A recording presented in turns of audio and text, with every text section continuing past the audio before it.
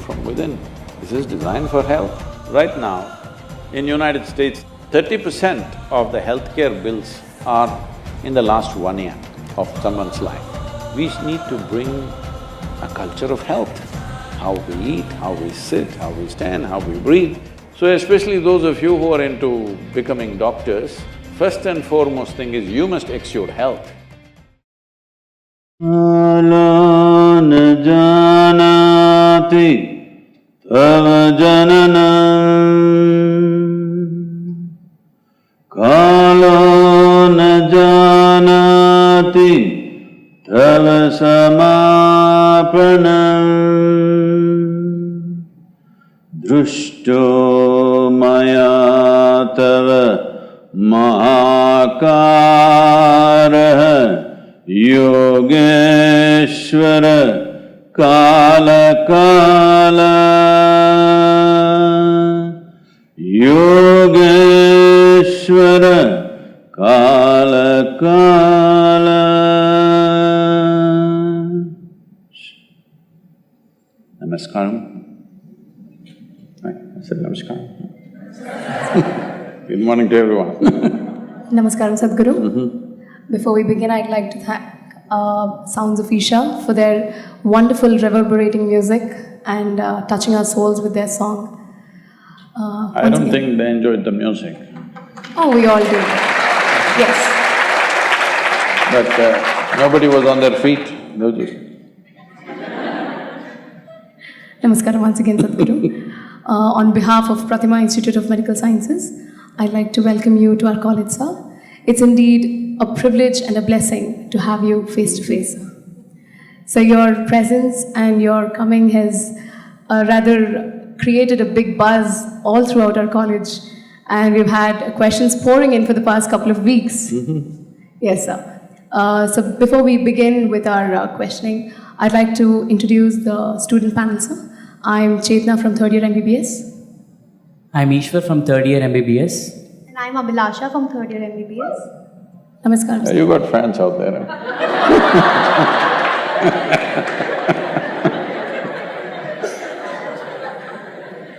Sadhguru, with your permission, if I may. Please. Sadhguru, coming to the first question, I'd like to draw your attention to a very recent event that took place in West Bengal, where a group of doctors were brutally beaten up by raged family members of a patient who died during his treatment. Sadhguru, how do you think we as medical students are supposed to deal with this violence against healing hands? Well, in Bengal, everybody gets beaten up. Not just the doctors. Every day you're hearing it all over the place, just about everybody gets beaten because unfortunately, we have created a culture of violence. Everything is settled this way. There are many reasons, these are political stuff, I don't think it's relevant to go into that here, but this is very important for all of us, that we create a culture of peace. When I say a culture of peace, every transaction that human beings have, somebody gains, somebody loses, huh? Yes or no? In every transaction, whether it's within the family, in the community, in the larger situations in the country or among nations, whatever you do, always someone loses, someone gains a little bit. How to go through these transactions without making them frictious or conflict? This has to come within every one of us, that when I lose, I don't want to beat you. I have some other way of settling it. This doesn't mean I will simply lose. No, there are other ways to fight. There are other ways to fight than getting physical with you, isn't it? So, this culture of peace will not come just like that. This culture of peace needs to be… it's a generational work. It's not like one day slogan you all shout and go back home, that's not going to work. It's a generational work. it's about how we bring up our children, it's about how we behave on the street, how we interact with each other. On all levels, we create a culture of peace. As a part of this, because this is the 150th anniversary of Mahatma's birth anniversary, I am also part of the 20-member committee chaired by the Prime Minister for this purpose. As a part of this, we are doing various other things, but one aspect of it is about culture of peace.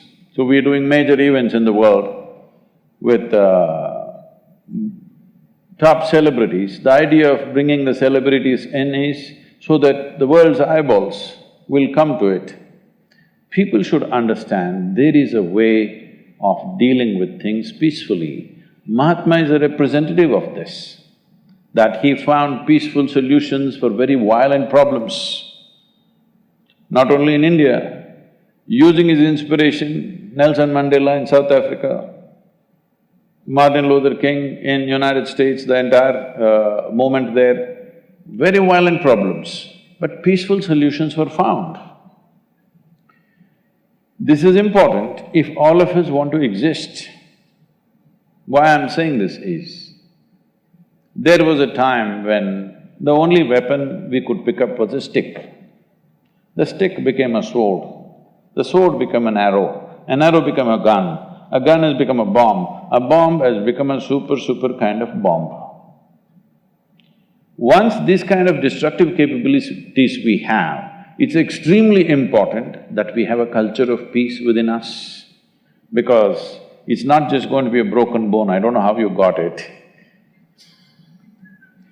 If you took a stick, it would be just a broken bone. Took a sword, just one man died. But if you took a nuclear bomb, now entire civilizations can go. So this has become extremely important now, that there is a culture of peace within me and around me. This is not going to come with slogans, this is not going to come with politics. This is a generational work that all of us need to work for, that we bring this into our lives, no matter what is the loss that we go through, we learn to conduct it in a certain way. See, whenever something happens to us that we think is injustice, we want to beat somebody. This is very important, that you learn to swallow injustice and work for justice. You don't try to fix injustice right there on the street. It's happening. So, where the traffic is going in the country, just now I came from Hyderabad, the way it is going in our cities, if you don't hit anybody today, it's an accident.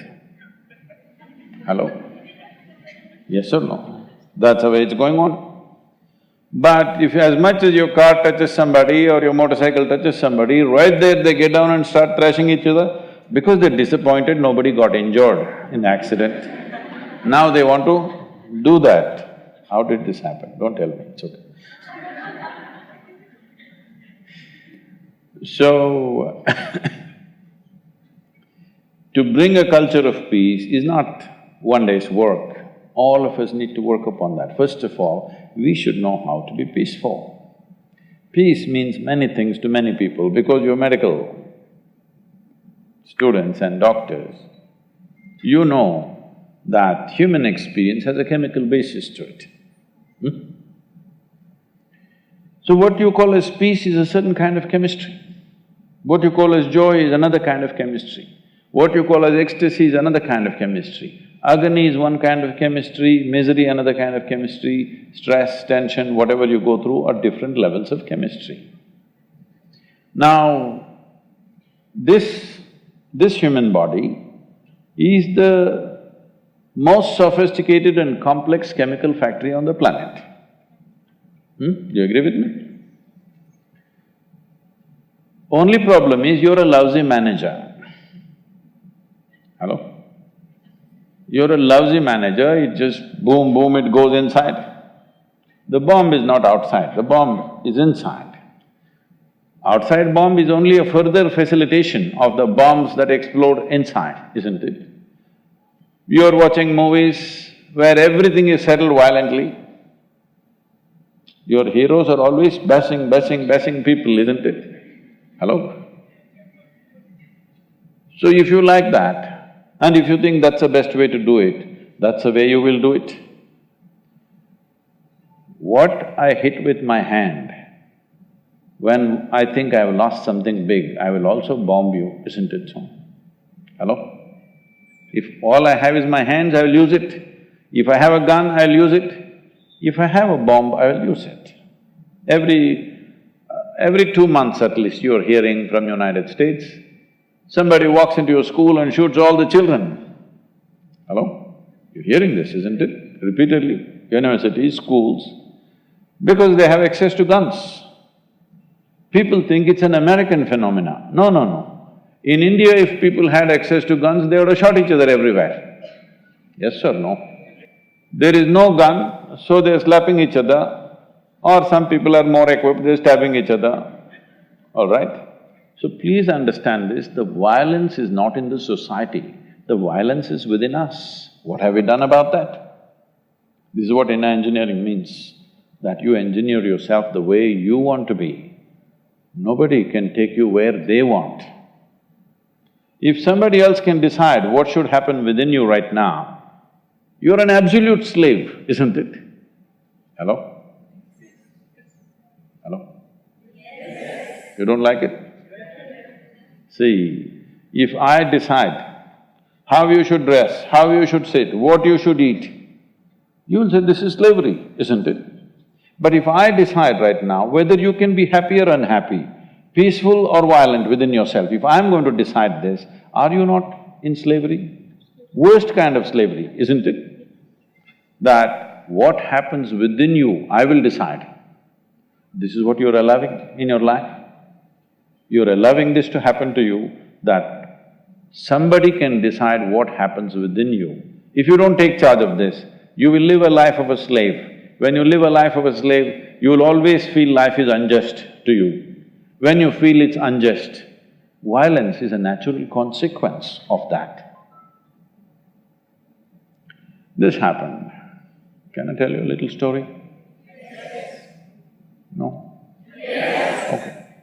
Because some of you are shaking your head like this, maybe it's a different society. I'm seeking your permission because for most people, the moment you say once upon a time, they think it's bedtime. Especially in the last rows, the lighting is correct.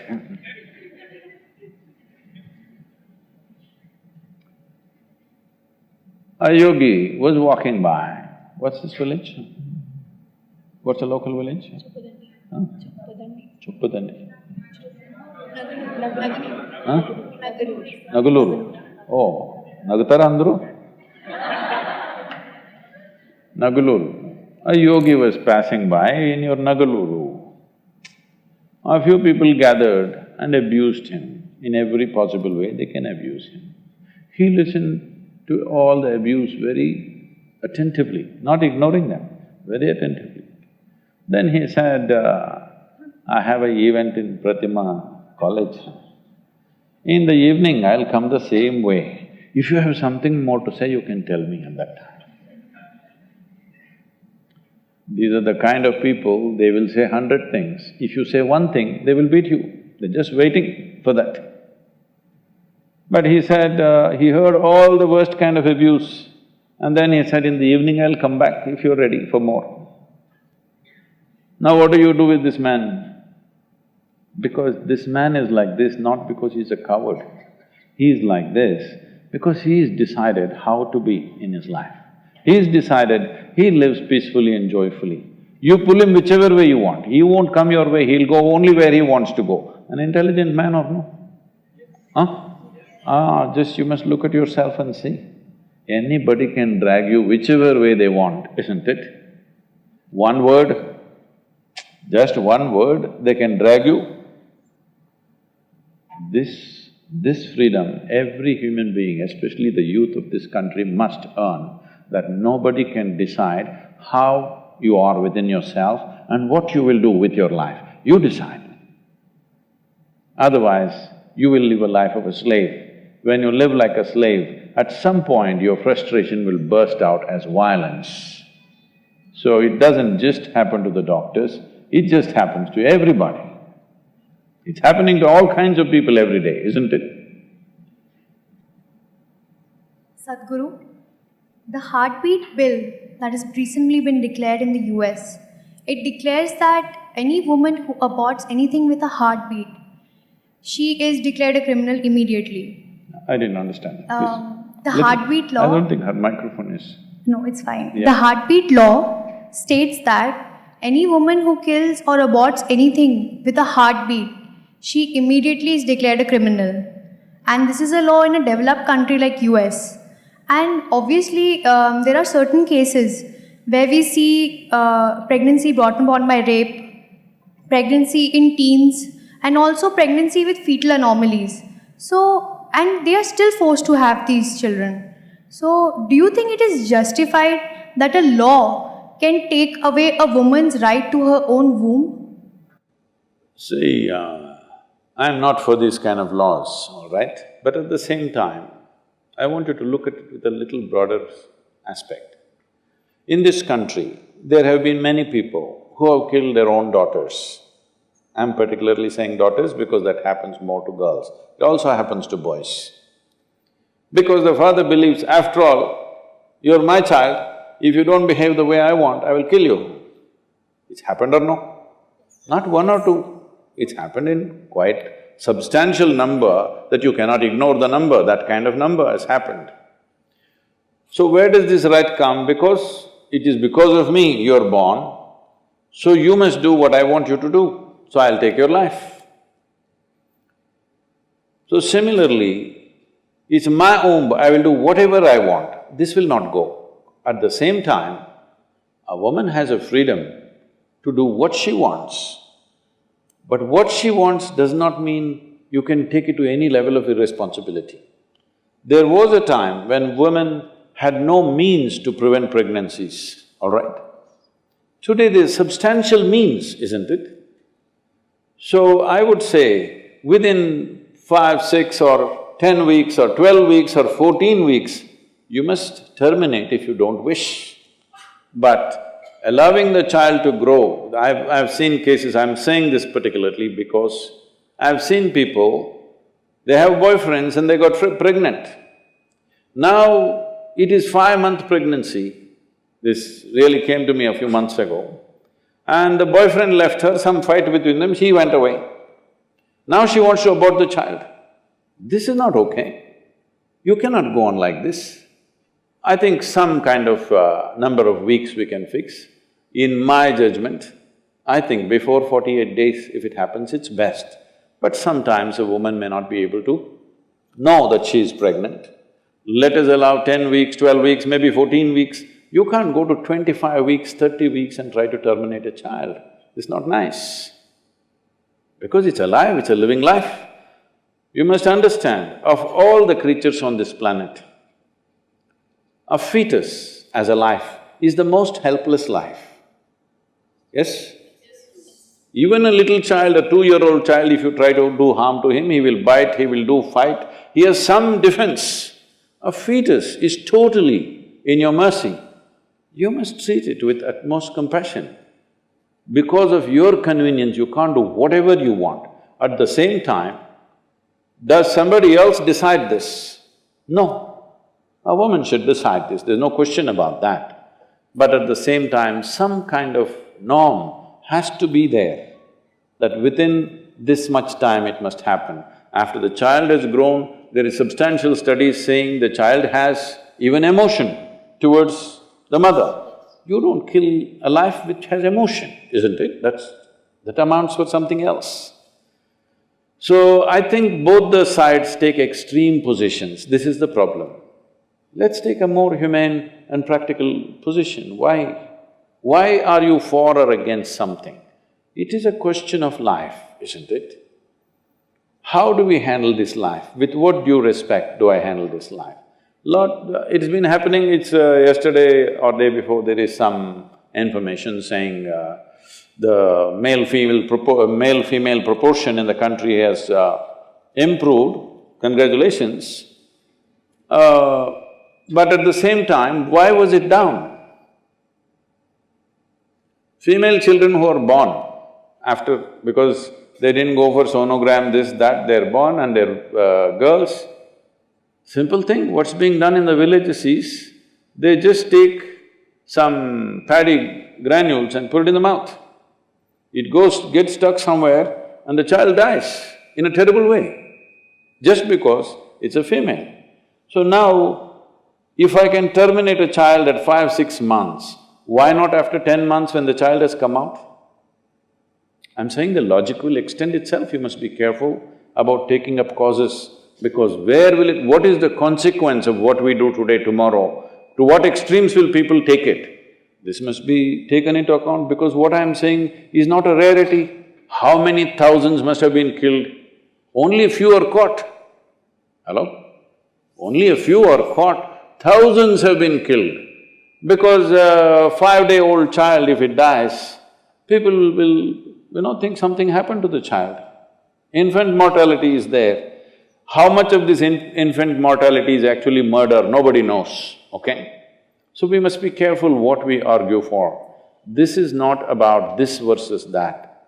A more humane way of handling life is definitely needed, isn't it?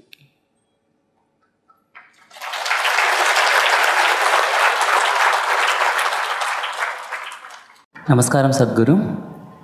Fasting on auspicious days has existed in India since time immemorial, but many Indians believe that it's unscientific and illogical. Until the work on autophagy induced during fasting has been awarded the Nobel Prize. Even I started doing intermittent fasting this year. So why are such beneficial ancient practices being labeled orthodox and then immediately implemented once there is a Western approval? That's because you don't have the right color of the skin.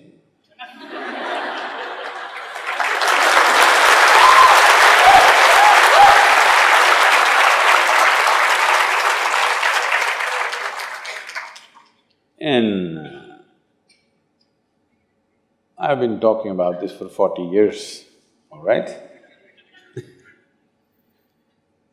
And I have seen hundreds and thousands of people who just become healthy and well simply because they're not fueling up all the time when the tank is filling.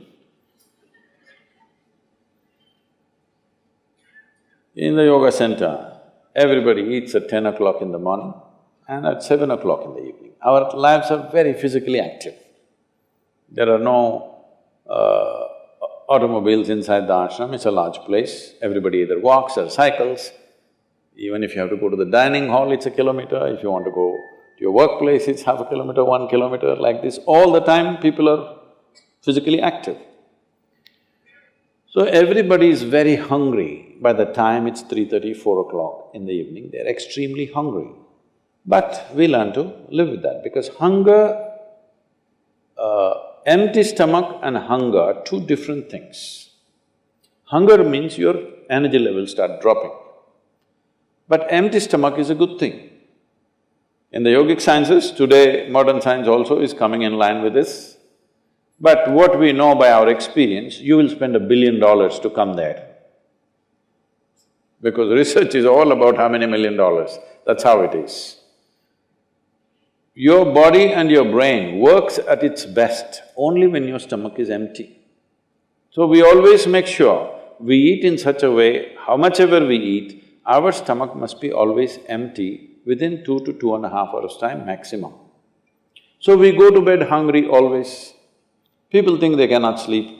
They can sleep.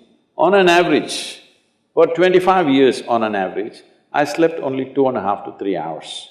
These days I'm getting little lazy and sleeping anywhere between 3.5 to 4.5 hours in spite of the level of travel that I have.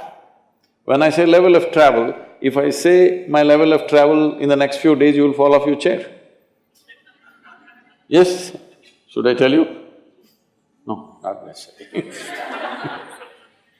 Because in the next 10 days, I'm in 5 different countries doing I don't know how many events, all kinds of events. So, you're able to keep this up simply because you don't overeat. It's very, very important. Everybody eats 2 meals. I generally eat only 1 meal, 4:35 in the evening, because I don't like to sit in front of the plate and worry about how much to eat. I like to eat well. So, 4:35 in the evening, if I eat a meal, it's only next day. Is this enough? Am I looking okay? Hello? I'm not looking like your patient, isn't it? I'm not going to come to you because any correction and purification that needs to happen in the body, your stomach needs to be empty. It's very, very important. Otherwise, the purification on the cellular level will not happen. You pile up things and then you have all kinds of problems. The first thing is inertia in the body. Inertia means there are many levels of inertia. If you don't notice all that, the amount of sleep that you have is inertia. All of you have come here to live or… Hello? To live, right? Not here, I'm saying into this life. You want to live or… The intention of life is to live, isn't it? But because you talked about American doctors, this is all being picked up here also. All American doctors say minimum 7 to 8 hours you must sleep. So that means 1/3 of your life you must sleep. Another 2-3 hours, 4 hours goes in bath, toilet, eating, this, you know. So literally 50% of your life is just maintenance. Suppose you have a vehicle, you have a motorcycle or a car, if it goes to service 1 day in a month, all right to keep it. If it goes to service 15 days in a month, this is a nuisance, isn't it so? Most people have made their systems into a nuisance because their own body is a big impediment in their life. Anything they want to do, their body will not allow them to do. So in this there are many aspects. One important aspect is people are eating much more than what they should eat. Simply because they have been told, you must eat more, otherwise you will become weak, this, that. No, it is the way you keep your body. Today everybody is trying to work towards a fuel-efficient car, motorcycle, everything. This means what? If the machine runs smoothly, it'll consume less fuel, isn't it? So if you sit here and you are very much at ease, now it'll consume less fuel. If you like this all the time, then it'll consume more fuel, it'll want you to eat. Compulsiveness will come about this. So, this new name, intermittent eating you should see, in United States, people come to our programs will run 10 hours, 12 hours. So, but they will come with some biscuit and something else. They say, I have sugar intolerance, I have to eat. I tell them, you just be here, you're not going to die, I'll ensure, because I don't want anybody dead on my hands, all right? I'll make sure. You first day, no, I have to eat. By third day, they gave up all that. 12 hours without food they sat there, they're perfectly fine. See, health is not something you can do from outside. Health is something you have to do from within. From outside, when something goes wrong, you can seek some help. But all the time something is wrong with you, this means what? You're a faulty machine. Yes? All the time something is wrong with you, why? That's not how this is designed. This is designed for health. Every cell in your body is designed to create health, isn't it? They're all working hard to create health, except you. So, minimum 8 hours gap is what is recommended in yoga. Between one meal and the next meal, there must be an 8-hour space. If you do this, you will see half your problems of health, whatever you have health problems, minimum 50% will go away in 6 weeks' time. If you do certain other things which may right now seem little extreme to you, if you have a little yogic practice, something meditative within you, then you will see 90% of your problem will go off. 10% if it still persists, we can treat it. Now, it's become like this, the healthcare systems, especially where there is heavy insurance policies. People are eating and drinking all kinds of rubbish, go to the doctor and say, fix me. This is not how it works Guru, in the medical wards, when we come across our first patient death, we are very moved. Oh, the very first one you killed? Not the very first one, obviously. Our first death of a patient, we are very moved. But gradually, as we come across, if and when we do come across more deaths, we become very nonchalant and unperturbed. Do you think this desensitization towards death in the medical profession is compromising our humanity? If you're nonchalant, definitely. But being a doctor, every dead body you see, if you're going to cry, then that's going to be a very big problem. Because when you're emotionally pitched up, you cannot do things sensibly. Everybody knows this, isn't it? So very important. Well, if somebody is dying of old age, it's a different matter. But a whole lot of people might have come to you because of injury, because of some other ailment, something fit enough to live, but you have to do the right things for them to live. So if your heart is pumping hard when you see your patient breathing hard, then you will definitely do something to kill him. It's very important that you learn to treat it as professionally as possible. This doesn't mean you're nonchalant. Nonchalant is not the word. Unperturbed, but concerned that you must live. The way you're addressing the question, I'm not picking on you, the way you're addressing the question is a doctor is supposed to see lots of deaths. Doctor should see minimum number of deaths on their table. Hello? That's a good thing. And anyway, this whole thing about people coming to hospital to die is not a good thing. Mortality is a certain thing, right? All of us are going to die. So people need not go to hospital to die. People should learn to die gracefully. All other creatures die like this. They all realize when they're going to die and they will move to one place, sit quietly, they won't eat anything and they will die. Right now, in United States, the statistics says, tell me if I'm wrong about the statistics, 30% of the healthcare bills are in the last 1 year of someone's life. 10% of the healthcare bill is in the last 22 days of one's life. 30% of US healthcare bill means over $1 trillion. You understand? That is half of India's economy. That much is being spent in the last 1 year, largely lying down in one place, not able to move, not able to do anything, once in a way open your eyes and close your eyes for this. And it's torture for that person, absolute torture. Doctors may think they are treating, they are, of course, that's their intention, but patient's experience is torture. Yes or no? We are willing to go through some torture if there is a lease of certain number of years to live. But there is no point going through torture if hospital bed is the only place I can be and I will last for another 3 months and die. Better go 3 months early. Hello?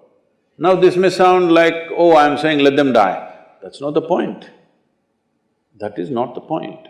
The point is just this, both for the living and the dying, it becomes extremely difficult this 1 year, isn't it? Hello? It becomes it's not only for the dying, for the living also. And above all, for the person who is dying, we are just torturing that man endlessly. And he doesn't know whether he can live or not. So, these are dangerous things to talk about, because then people may start taking a call, okay, anyway he's going to die, don't treat him. That's not the point. Within the medical system, there must be a guideline, how far to go to rescue a life, how far do you go? Right now we have taken this thing that we must go all the way, it doesn't matter, he's just collapsing, but we won't leave him. It is also very important he dies gracefully, isn't it? Hello? Is it not important? but nobody can die gracefully when there are so many doctors around. I'm not trying to comment on this, but what I'm telling you is, we have built this culture now.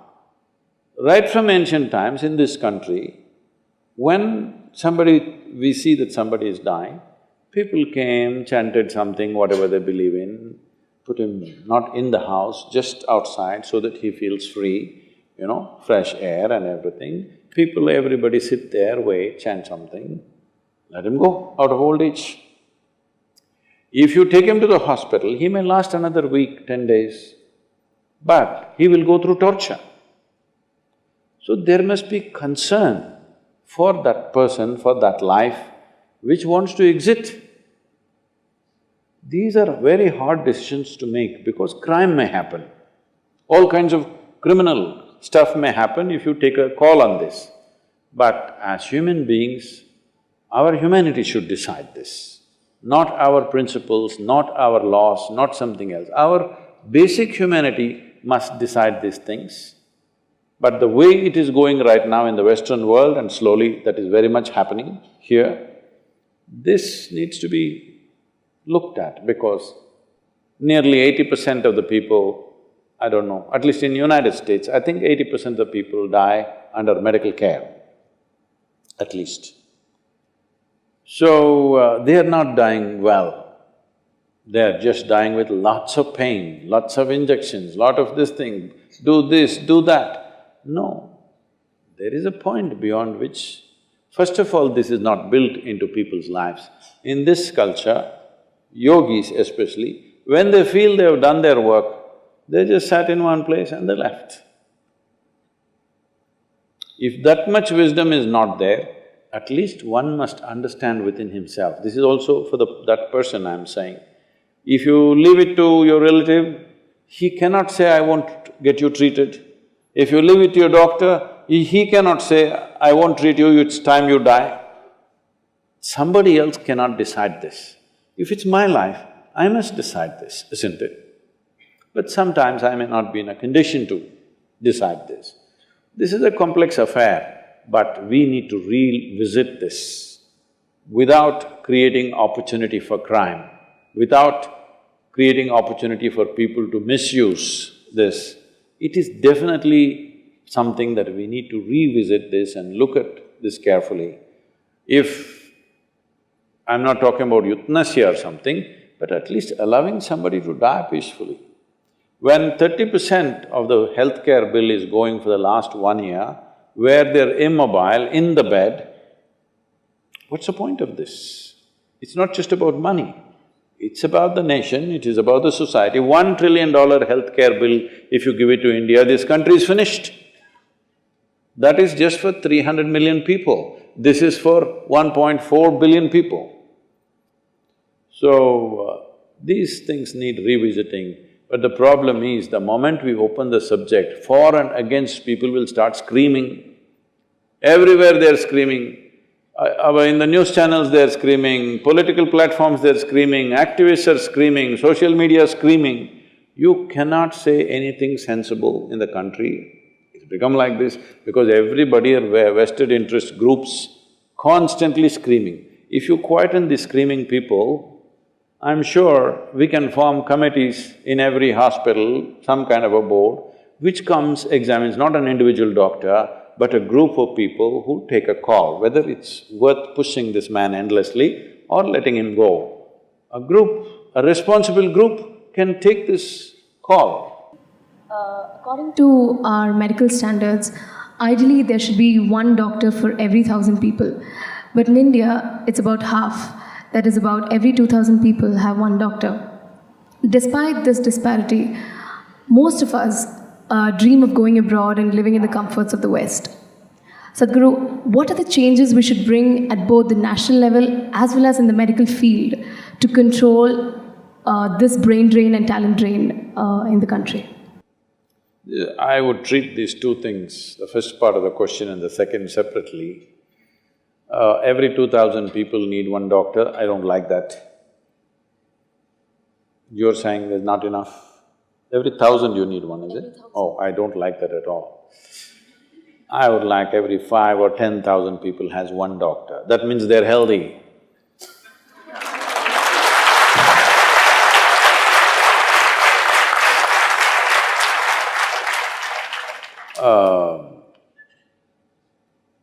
Recently, because we are working to see how to bring preventive care into hospitals, large hospitals, so we are working with a large group, the Apollo group. The chairperson came to meet me along with his whole team, and he was telling me situations how young doctors, particularly cardiologists, having heart attacks and dying. He was talking about an incident where a 30-year-old doctor was driving home. On the way, there was their own cardiac care center, something was there, but he did not realize that he needs it, because you always think somebody else needs it, all right. He went home, parked his car, got down, took 3 steps, collapsed right there in front of his house door. By the time his wife came and opened the door, he died. Like this, he said, these things are happening very often.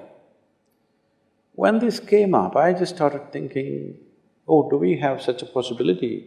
Because we have over 4,000–5,000 people living in the yoga center, and every day at least 10 to 12,000 people are coming and going. Then I looked back and saw, we've not had a single heart attack in the last 27 years. Nobody died. Then I said, except for a few old people beyond a certain age, no young person ever had a heart attack here, especially they did not die of cardiac stuff. Then Sadhguru, that's why I'm here. So I don't like for every 1,000 people one doctor. Maybe it'll give you a job, but it is not necessary. We need to bring a culture of health. How we eat, how we sit, how we stand, how we breathe. If you bring this into the social life, you won't need so many doctors. See, I want you to understand, I'm not saying this with any prejudice against you, my father is a physician, all right? Among many things that you do, professions, various professions that we do, this is very vital service when people are unhealthy or people are unwell or something happens. But at the same time, for any given society, it is not a productive possibility. It is because people are getting damaged in some way, you're fixing, all right? So do you need better cars on the road or do you need more mechanic shops? Something we must decide, isn't it? We need to cultivate a better sense of health. Health, everybody must understand, is their basic responsibility. It is not medical industry's responsibility, it is every individual should understand, this is my responsibility to be healthy, this must be built from early childhood. I'll tell you, if everybody invests just 30 minutes every day for their physical well-being, simple process, if they do, most of them won't go to the doctor. The frequency of going to the doctor will come down dramatically, dramatically. So every 1,000 people need one doctor, I don't go by that. To keep him busy, they must be falling sick, isn't it? Because once he sits there, you have to keep him busy. It's an investment of a person in the nation. So, if we work for healthy societies, we don't need so much of medicine. Definitely we need it. No human being will go through their life without ever being sick, all right? It'll always happen. But at the same time, how sick do you get? How often do you get sick? This is not to say boastful things, but in these 37 years that I've been active, that literally every day, 7 days of the week, 365 days, I have a schedule, normally 18 to 20 hours a day. I have not cancelled one event because I was not well. This doesn't mean I didn't catch a flu, this doesn't mean I didn't catch a flu, it doesn't mean I didn't get some fever, it doesn't mean I didn't get a toothache. All this happened, but they never stopped my schedules. They don't even today. Because there is a way a human being can take charge of their own bodies, their own minds. If we don't bring this into the society, then we've just lowered the human potential, especially in our country. Because I want you to understand, in this country, the only resource you have is human resource. People and population is all you have. For 1.4 billion people, you don't have a piece of land for everybody. You don't have enough mountains, you don't have enough rivers, you don't have enough forests, you don't even have a piece of sky for 1.4 billion people. Yes, but we have people. If we upgrade these people to a higher level of performance and living, we could be a miracle. But if you leave them just like that, unfocused, unhealthy and whatever, we are a recipe for disaster. Yes or no? All we have is people. So upgrading the people involves various things, but the most fundamental thing is health. The people are healthy. Today, there are issues of malnourishment, there are issues of people by choice eating bad food. Above all, one of the biggest problems with India is they are not physically active. There is no culture of fitness. Every year we trek in Kailash, 35 to 40 Indian tourists die every year because of altitude issues. I take the largest groups. We are literally 17 or 18% of the Kailash yatris who go there. From Isha, that many people go there.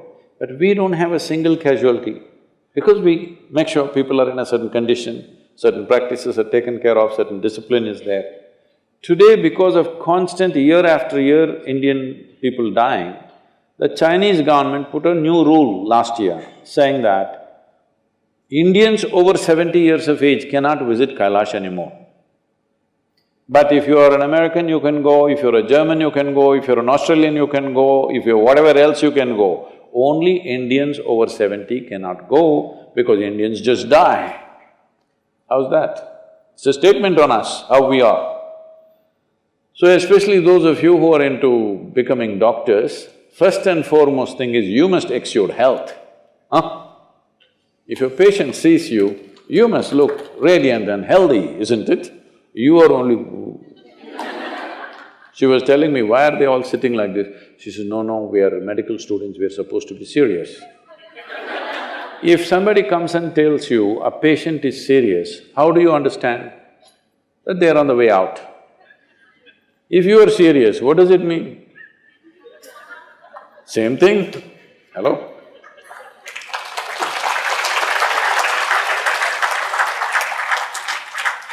There is substantial medical and scientific evidence to show that only when you're in a pleasant state of experience, your body and your brain works at its best. And for the sake of people who become your patients, so that they don't turn into your victims, it's very important that your body and your brain works at its best. Hello? It must work at its best. For this, it's very important, if you sit here, you're peaceful and joyful by your own nature. This much you must do for yourself. Before you touch somebody else, if I want to touch you, my hands must be clean, isn't it? It's a simple humanity. Before I touch somebody else, my hands should be clean. So before you talk about other people's health, you must be an emblem of health. You must do this to yourself. It's very, very important and it'll make a world of difference for the people that you treat.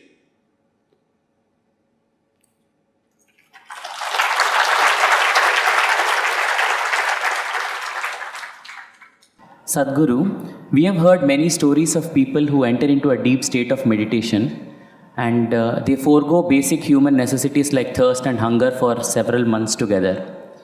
But science says that a person can die within 10 days of not drinking water. So can you please explain us how such a state of metabolism can be attained? But this you'll have to bend your mind a little bit, because it's not in your textbook like this. Just day before yesterday, somebody sent me a message from the yoga center. There is something called as Dhyana Linga. This happens very often, but this happened to a foreign national, so the message came to me little concerned. So this person went and sat in Dhyana Linga at 7 o'clock in the morning, because everybody gets only a 15-minute slot to sit there because of the number of people. She sat there at 7 o'clock in the morning. She did not move till 3 p.m. How many hours is that?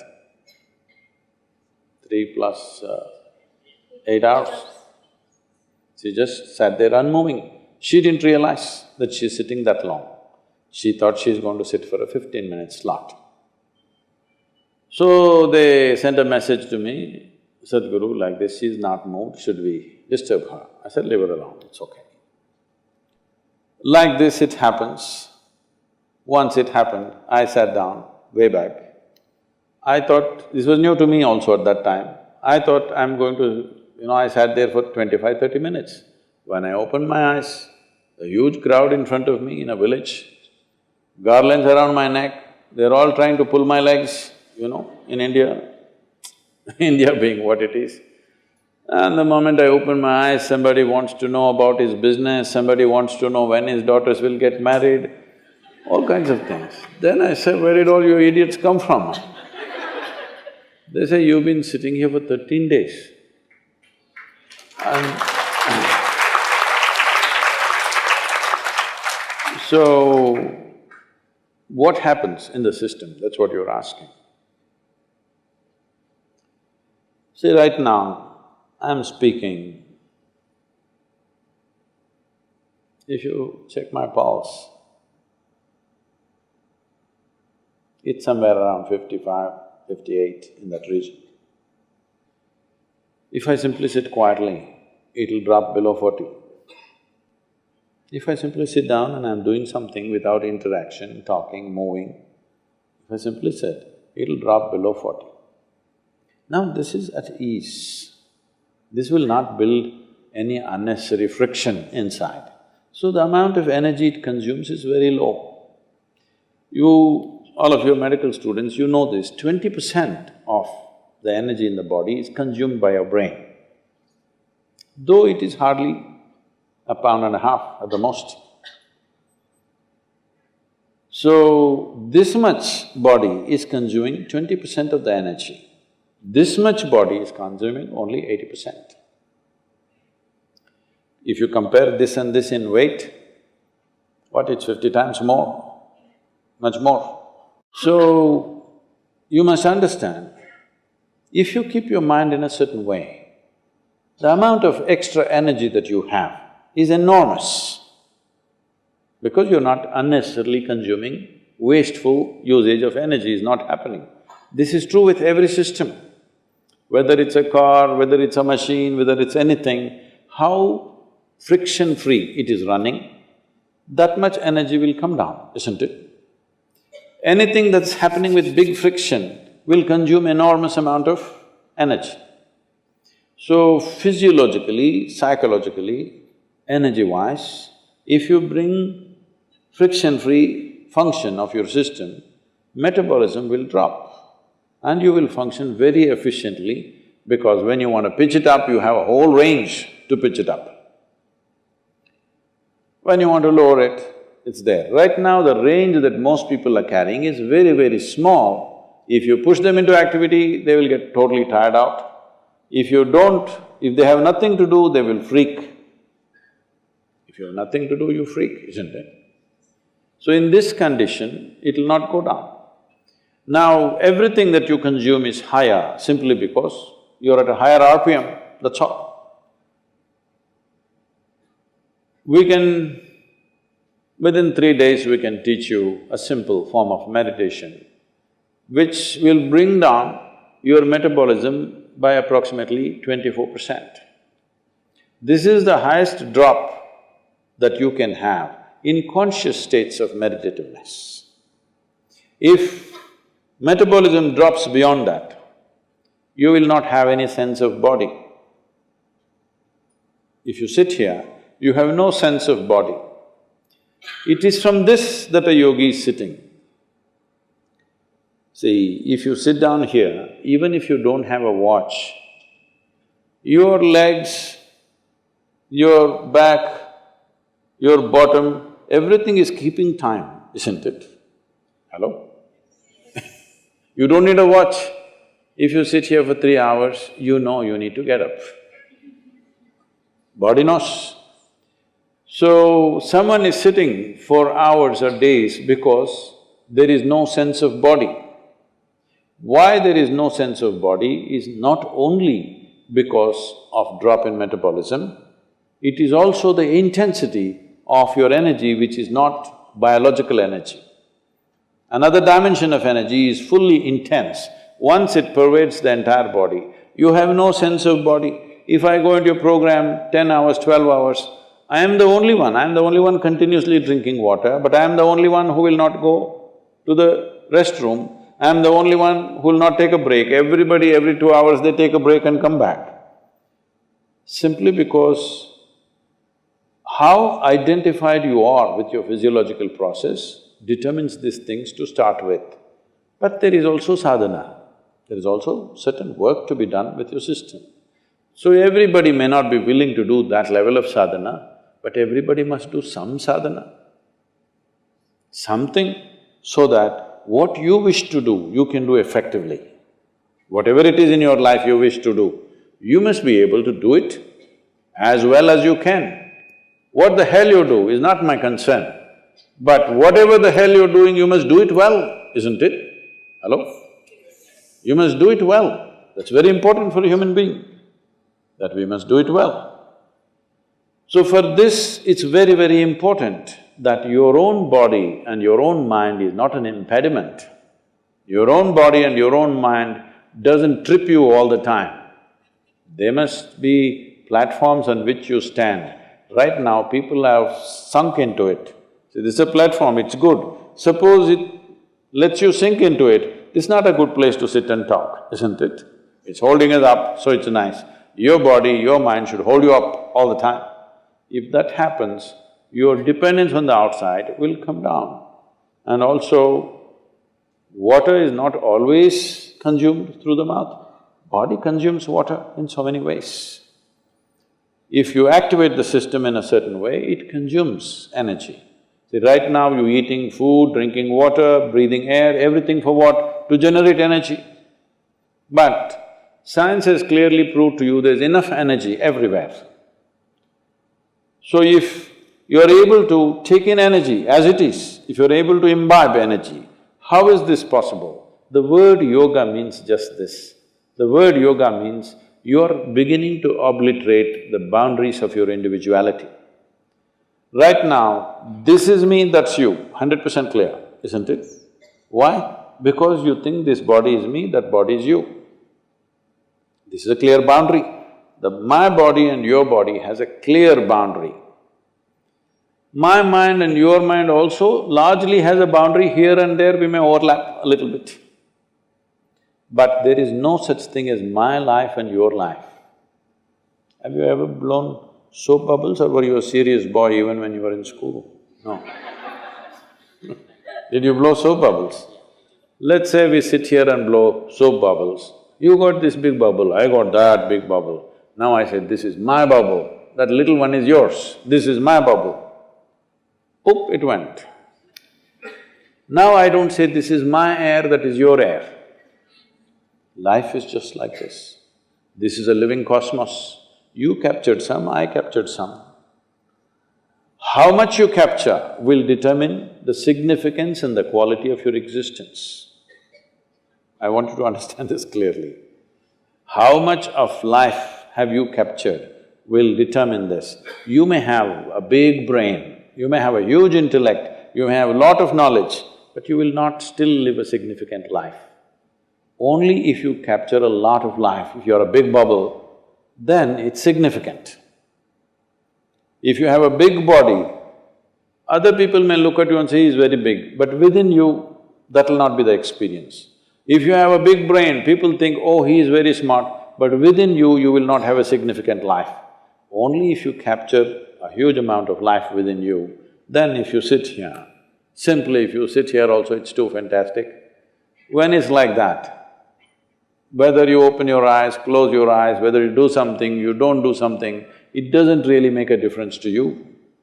Only then you will live in the world as not being a vested interest, because what you do and do not do, what happens to you and does not happen to you, does not determine the quality of your life. That is when we can really trust you, isn't it? Otherwise, we don't know why you're doing the surgery.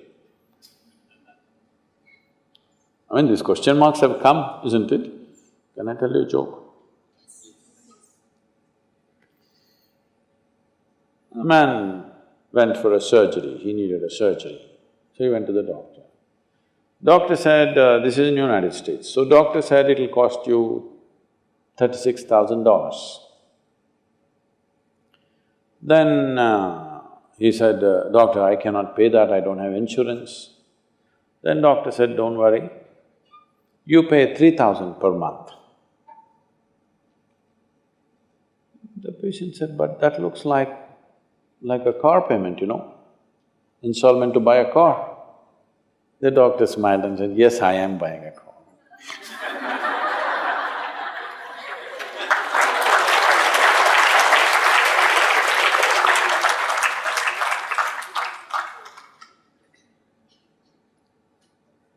Sadhguru, in most medical colleges, the girls are almost twice or thrice as compared to the boys who enter. I didn't notice that.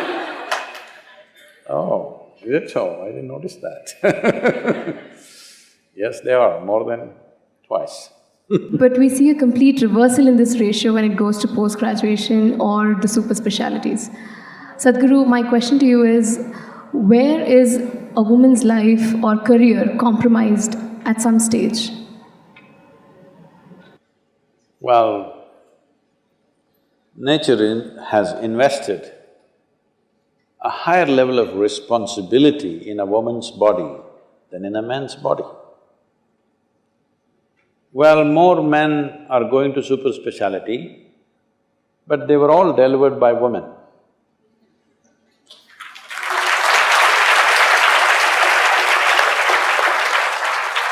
All of them. So, I understand in professional career you may look at it that way, but that's not the way to look at life. Only because our mothers took time off to deliver us and nurture us, we are sitting here and talking all this, isn't it? Maybe my mother did not pursue her career. Has she become anything less, I'm asking? Has she? But I am sitting here for her. Hello?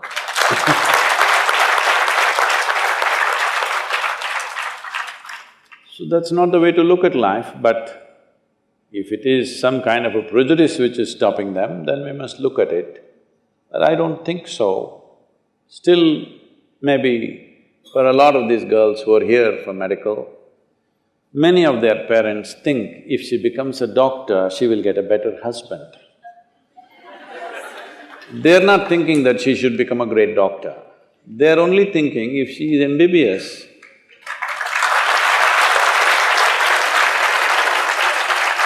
so, this is a generational thing, probably in another 15-20 years that will phase out.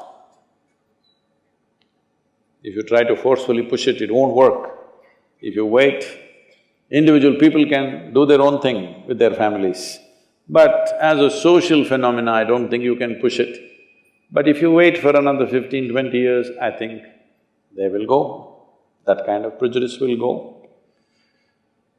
But women by themselves may choose not to pursue careers beyond a certain point because a woman is naturally more life-oriented. When a man starts doing something, he forgets that he has to live.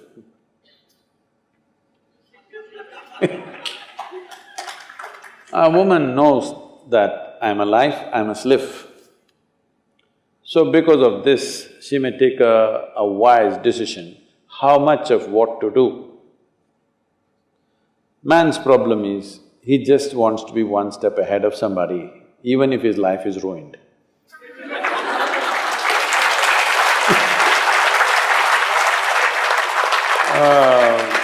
Generally for a woman, her experience of life is more important than what somebody else is doing.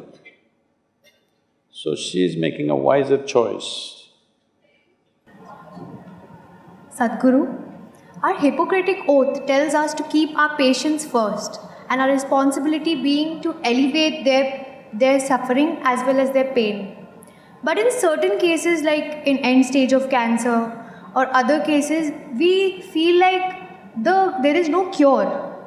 And more importantly, the patient is suffering, his suffering is more unbearable. So the question here is that do you think we can recommend euthanasia for patients like these despite it being against our moral code? I think we already went through this in a certain way. But Hippocratic oath, Hippocrates oath is not about simply treating the patient. Hippocrates oath is about treating another human being as a human being first, not as a client. These days, in the West, doctors refer to their patients as clients. That's against Hippocrates' oath. It is another human being who's in some way fallen, and you have a certain capability. So, definitely, making him well is your basic humanity. So, they're trying to build an ethic to ensure that you don't lose your fundamental humanity, that's all the oath is about. Rest of it, there is a science to it, it has to go by that. And talking about cancer, if you look at it more carefully, far more intuitively if you look at it, there are many solutions to it. These solutions are not found simply because we are looking at it on the surface. When I say on the surface, because the entire allopathic system of medicine is symptomatic in nature, we are looking at the symptoms and trying to treat it. Now slowly science is going towards genetics and other dimensions, cellular sciences and stuff. They're trying to look at the source of it, but the source is even deeper than that. Is it true? Is it true? You were not born like this, you were born like this. Slowly you became like this. How did you become like this? The food that you eat. If you… because it's mango season, I'll choose the mango, okay? You eat a mango, mango goes inside and slowly becomes a man or a woman. Huh? Mango is not a man or a woman, isn't it? But you eat this, it goes inside and becomes a young man or a young woman. So there is an intelligence within this. There is an intelligence intrinsic to this which is capable of transforming a mango into a human being. Suppose I took a mango in my hand and made a human being out of it, who would you think I am? Hello? God, isn't it? So whatever you call as God is essentially that which is the source of creation. Isn't all of you capable of doing this? You take a mango in your stomach and make it into a human being, are you not doing it? Hello?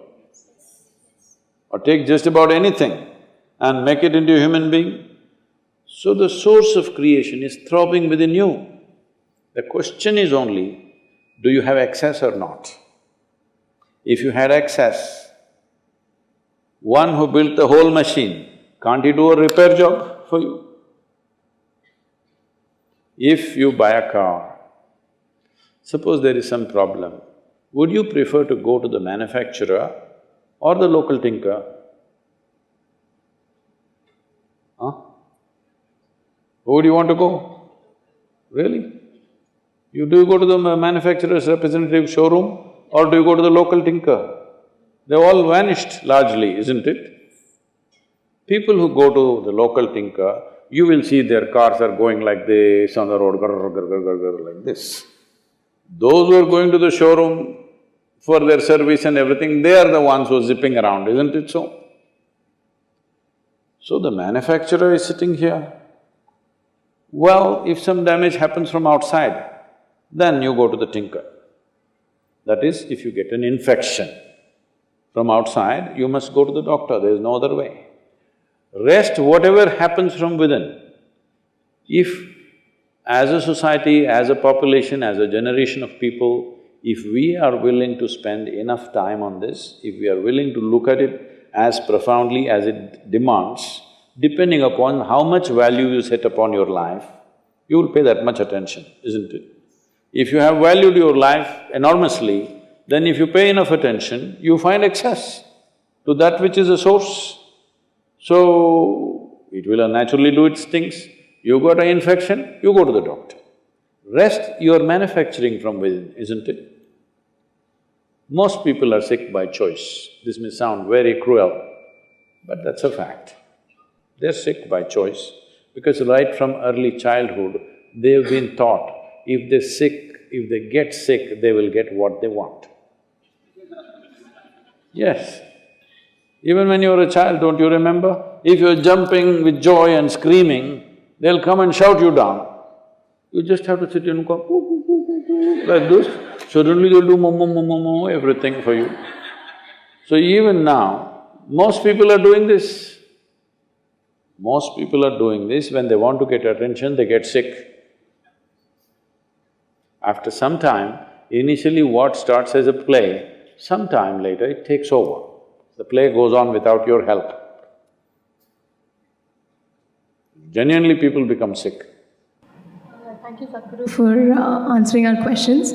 We'd love to continue, but we have a lot of questions pouring in from the social media, and a couple of them are here waiting to be answered. So, coming to the first question. This question is from Roshio. I am a doctor and I notice these days kids are being bombarded with antibiotics, steroids and immunity boosters. Is it possible to keep kids healthy with a good immunity by natural means? Definitely possible, but it depends on various things. One important thing is, if we want to talk about India alone, one problem with India is there is not enough natural spaces, nor is it there in the culture for people to take their children to natural spaces. They're all growing up in bird's nests. But bird grows up in a nest and then flies. I'm calling an apartment a bird's nest. It's a bird's nest, isn't it? Because in that limited space, without touching the soil, without touching natural air and without being exposed to the various aspects of nature, leaving the many other things, the fundamental thing is the five elements of water, soil, air, fire and space. These five things are the basic composition of this body. We have… in the basic practice of yoga is called Bhuta Shuddhi. That is, you cleanse these five elements within you. If these five elements are functioning well, everything else will function well. So the fundamentals of yoga comes from what is called as Bhuta Shuddhi. If you attain to what is called as Bhuta Siddhi, that you attain to certain mastery over any one of them, suddenly you live in a heightened level of existence. So can everybody do this? Yes, with simple awareness they can do it. They didn't keep water for you. Simple thing, water is kept in a copper vessel. Just something as small as that can make a big difference. And how you treat the water. Today there is enough science to tell you that water, soil, food has its own memory. What kind of memory you create, how you receive the food. The same food will do one thing in one person and completely different things in another person, depending upon how you receive it. So culturally, we have these things, if food arrives, you sit there, take a minute, bow down to the food, not to some god, to the food, because it's your life, isn't it? Hello? What's sitting in your plate is not something else, it's your life, yes or no? Right now, what you're breathing is your life or no? Did you ever… No? There. Something that you've not seen. The soil that you walk upon, the water that you drink, the air that you breathe, the food that you eat, this is your life. This is the source of your life right now. So in this culture, we always approach them in a certain way, not in a wanton way. When I say in a wanton way, some time ago I was just driving in Washington, D.C., in a very, what to say, an upscale area where all the top financial offices and all those kind of things are there. It's around 12:30 in the afternoon, I'm driving, and by looking at the men and women who are standing there, they're all well-dressed and they're just professionals working in financial companies and management companies and this kind of people. They're all standing outside, and the food, their idea of nature is this, food is being sold on certain, what to say, not a proper restaurant, but it's being served on the street. So everybody is standing, and of course, you know, that burger, which is actually made for a hippopotamus, because it's this thick. How do you eat this? I don't have a mouth like that. How do you eat something which is this thick? But that's how you're supposed to eat. They're all standing and hacking at their food like this. I just saw this. If my mother or my grandmother has seen this, she would say they're eating like dogs. Yes, but this is our modern life, standing, mouth full and talking. You won't believe this. We used to do programs, now we have our own centers in America. Otherwise, earlier we used to do residential programs in summer camps, which the schools use. Everywhere when I first went, I see, for choking, when you're having in the dining halls, if choking happens, what to do? Emergency choking, this thing.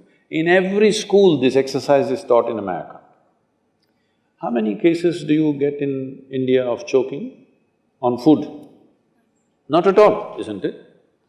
I have not seen a single person in my life choking on food. I didn't understand, why will choke? But every year, so many children die on choking. Why? Why? Do they have a smaller gullet or something? Nothing like that. Then I saw, the problem is, you're eating and talking at the same time. We were always taught, when we are eating, you don't open your mouth to speak, you shut up and eat. Hello? Focus on what you're eating, it's your life, you eat properly without talking to anybody. Mouth full, you're talking and you're choking on the food that you eat. Generally, in this tradition, it's considered the worst kind of death that can happen to you is you choked on your own food. So, like this, in the name of modernity, we are bringing these kind of practices. We don't treat the food that we eat properly. It's not just the taste, it is not just the way it's prepared, it's also the way you receive it. Very important. So, your devotion is for a god that you have not seen. But if I don't give you food for 5 days, if even God appears, what will you ask? Food only.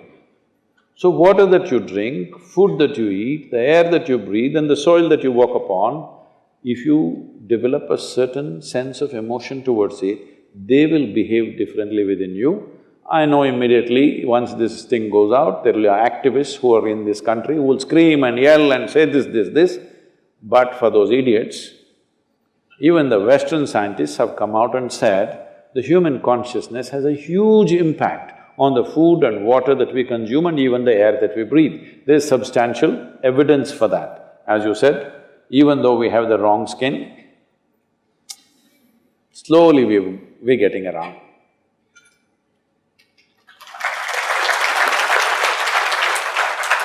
There's an add-on question from my side.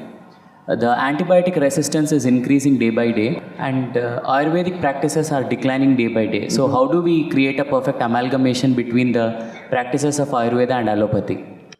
Ayurveda and Siddha and naturopathy is growing big time in the West, particularly in Europe, very big. In India, of course, it's dying because they have to approve it for us to take it. Without their approval, we cannot take it. But we must understand the difference between allopathy and these other Indian systems. Right now, an Ayurvedic doctor is going to another medical college just like you go for 4 years or 5 years or whatever.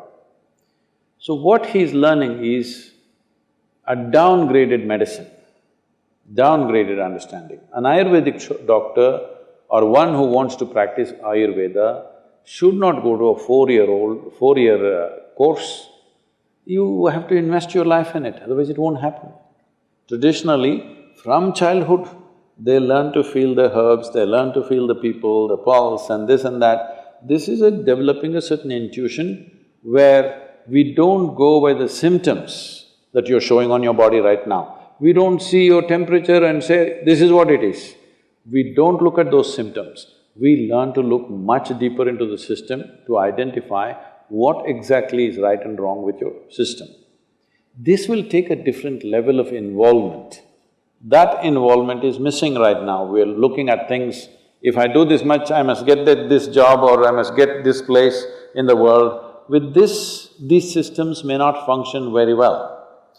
You must have heard this, the same medicine one doctor gives in Ayurveda and Siddha, the same medicine, in one person's hands it works very well, in another person's hands it doesn't work well because the person who gives it is as important as the medicine, because it's not working just by its chemical composition. The entire allopathic system is working out of chemical composition. Anyway, there is a danger that in the next 25 years, all medical colleges may have to close down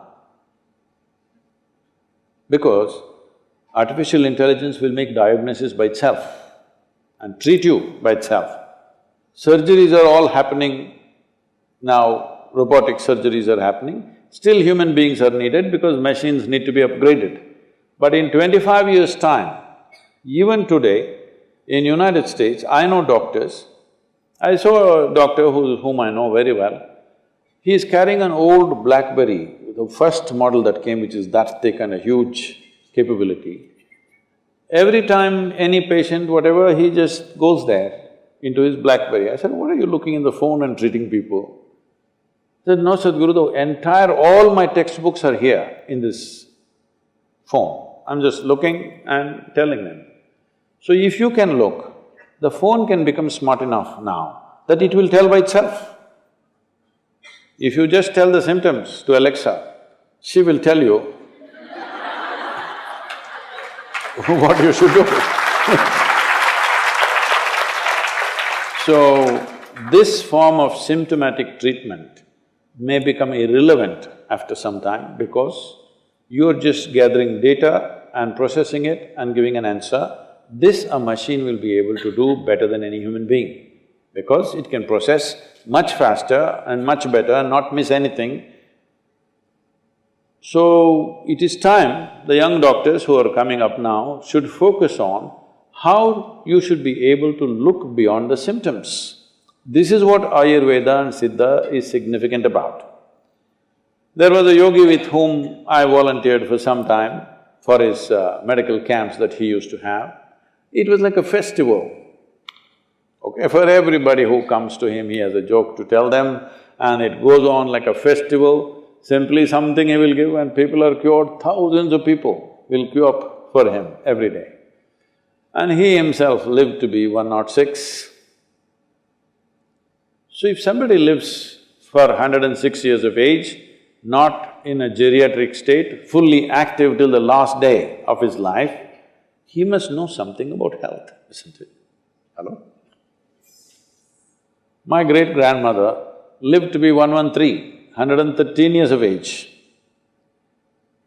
I will tell you, this may sound absurd to you, But you must listen to this, because if you're not open, there'll be no new learning. Well, I saw her only after she's 100, but she was still very active. She was living all by herself in an open field. She built a small temple for herself, not for a god, for herself. She built a temple and she sat in it because she felt she deserves a temple. This is very common in India, especially women, older women, built small temples, they sat there and they served humanity in a different way, in their own way. So when we went there for vacations and all, she would come home. If you give her breakfast, she will take this and put it to the ants, to the squirrel, to the sparrows, everything. Most of the breakfast is gone like this. There are self-appointed advisors who look at this and say, "You old woman, you don't eat anything, you will die." They all died.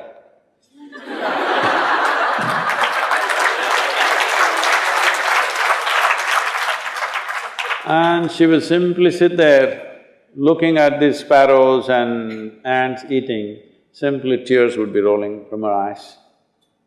And when somebody said, "You've not eaten?" She said, "I'm full." When I sometimes saw her like this and I asked, "What is this happening to you?" She would just laugh loudly and she would say, "Someday you will know." It took me over 25 years to know this, that your life is not nourished 100% by the food that you consume and things that you do. Life is a bigger phenomena than what you think in your head, much larger.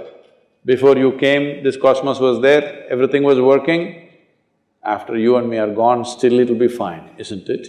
There is an intelligence beyond you. Don't immediately quantify it as God, this, that, because you're making a conclusion about things that you do not know. If you stay here, this is very important. If you live here, clearly knowing you don't know a damn thing about anything, your intelligence will remain alert to everything. But you make conclusions, reading a book, listening to this and that nonsense, you say, "I know this, I know that, I know that." The moment you identify with your knowledge, you will become very small, because it doesn't matter how much you know, still what you know is a minuscule in this existence, isn't it? But our ignorance is boundless. If this is called as the intelligence of ignorance, if you always know that you do not know, your intelligence will remain super alert. Whether your body is awake or asleep, it will remain super alert. This is what a doctor must do, because I'm sorry to say such things, you may know medicine, you might have read all the books in the world, you might have treated many patients, but still, like she already asked, she had a first death face. Everything seems to be perfect, somebody will die in your hands. Everything looks like he's going to die, he will sit up tomorrow morning. You will see this happening, yes or no? So, there is intelligence beyond you and me, there's an intelligence which makes us happen, there's an intelligence which can make a mango into a human being. If you don't allow that to function within you, if you think everything is in your head, you will become a dumb doctor. You must allow the deeper intelligence within you to function. Sadhguru, there's another question from Somalia. She wants to know, at Isha, there are many processes that involve tying of a thread around the hand of a person for their well-being. In Indian culture also, such practices are followed. For example, in Raksha Bandhan, a sister ties a thread around her brother's arm. What is the significance and purpose of Raksha Bandhan practice? Oh, they're tying that plasticky chinky-minky on somebody's hand these days. The idea is to tie a consecrated thread. Marriage is also happening like that, isn't it? Mangal Sutra. Now, of course, they're wearing a dog chain.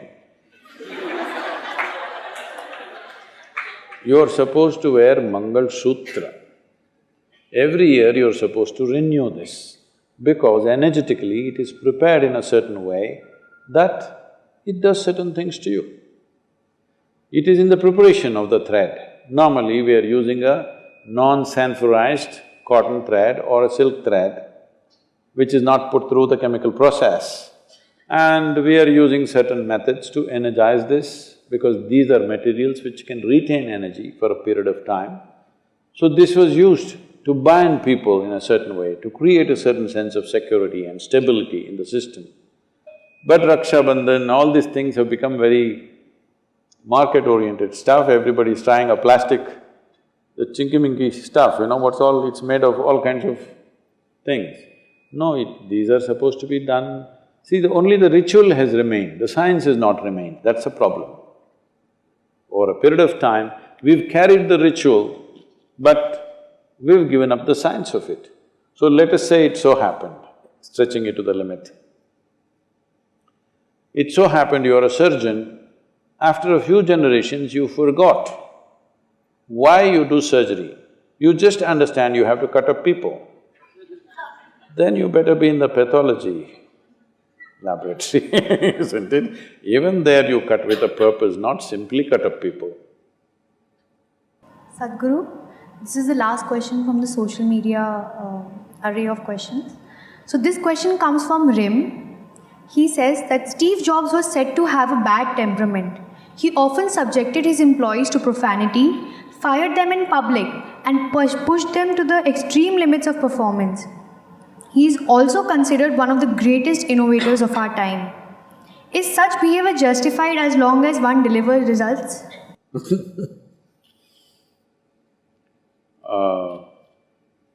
I don't usually like to make a personal comment about somebody who's already dead, okay?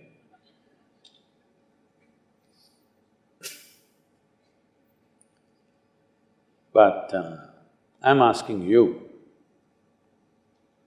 one thing is what we do, another thing is what kind of human beings we are. Is it important what kind of human being you are? Hello? I did something, what did I do? I designed a phone. If you did not design it, Koreans would have done it, Chinese would have done it, Indians also beginning to do it. Yes or no? There is a certain brand building process in the world with which you can build a brand. And see, I want you to understand, you're a doctor, at least on the way. Does this body need oxygen or carbon dioxide? Oxygen. But people pumped carbon dioxide into a bottle and said the real thing, Coca-Cola. It's the largest brand on the planet, all right? More people drink, at least all these years, more people drank Coca-Cola than people did yoga or people did anything else. In the remotest part of this country, if you went 20 years ago, if you uttered the word yoga, they didn't know what it was. But if you said Coca-Cola, they knew what it was. So just because it's branded like this and marketed like this, does it become that your system has become such it likes carbon dioxide and doesn't like oxygen? Is it so? No. Only now because of the Prime Minister pushing yoga in a big way, today every village seems to know the word yoga, even if they don't know the practice of yoga. Branding again branding. So you can brand things in so many ways, you don't go by these things. You tell me, is it important that you are a pleasant and wonderful human being? Is it important for you? Otherwise you look at it the other way around. Do you like to be shouted at right now? I can shout. You like to be shouted at? No. Then why do you think somebody else likes it? Hello? You don't want to be abused, isn't it? Would you like to be abused? Then why do you ever think that somebody else likes it? When you don't like it, you know it is not nice to you, why do you do it to this person?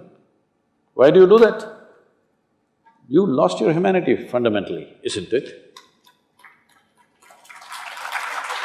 So, just because you made a lot of money, I don't think it means anything. Alexander, the great idiot, conquered half the known world. What does it mean? It doesn't mean a damn thing to me. Only a fool would call such a man as a great man. He just spent his whole life killing people, and you call him Alexander the Great?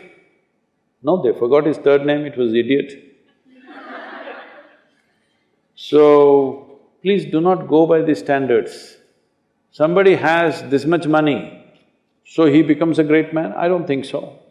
Anyway, you untimely death with cancer happened, you didn't pack all your money and go, there's no container service in the end. He went to the extent of saying that whatever at that time he had some $46 billion personal worth. He said, even if I have to use this $46 billion, every dollar of it, I would like to destroy Google. So you want to kill it, even if you lose all your money. There are people like this, even if both my eyes go, I want to take one eye of hers. This is the crudest level of existence as far as I am concerned. Now coming to the most awaited part of this event. What is that? You're going to dance? Now we'll be opening, you can ask Sadhguru questions, you yourself. Audience members who would like to ask questions, please raise your hands and the volunteers will come. Turn it on, please. Namaskaram Sadhguru, I am Geetanjali and my question to you goes like this.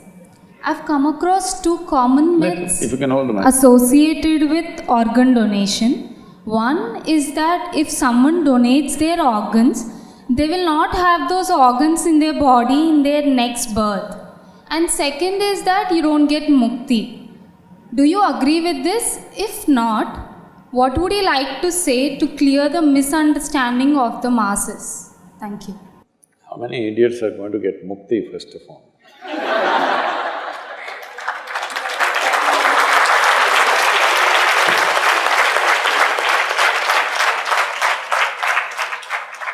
The brain that you never used, if it can be used after you're gone, it's a good idea, isn't it? Hello? So, see, there are certain aspects to it which has been misunderstood and mispropagated. Today, medical sciences are also looking at this with great curiosity, that after a person is medically dead, certified dead, next 10 to 12 hours, a phenomena is happening in the body. You know this? So, when this phenomena is happening, if you start cutting up the body, it will disturb that phenomena. But in the yogic systems, we have known this for a very long time and we have systems with which we want to hasten that as quickly as possible. If you hasten this and that process is over, after that what you do with the body is nobody's business, okay? You can even give it to the local zoo as food. It won't mean anything except for people's emotions. But when the phenomena is on, if you disturb it, it has certain impact. It's not like if you gave away your liver, you will come without a liver, then what's the problem? If you can function well without a liver, so many people are functioning okay without a brain. So what is the problem?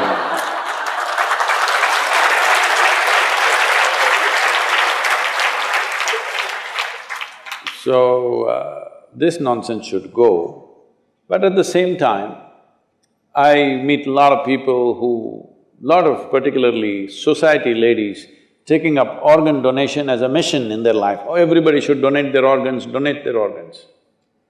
Don't push it beyond a certain point, because it has other consequences.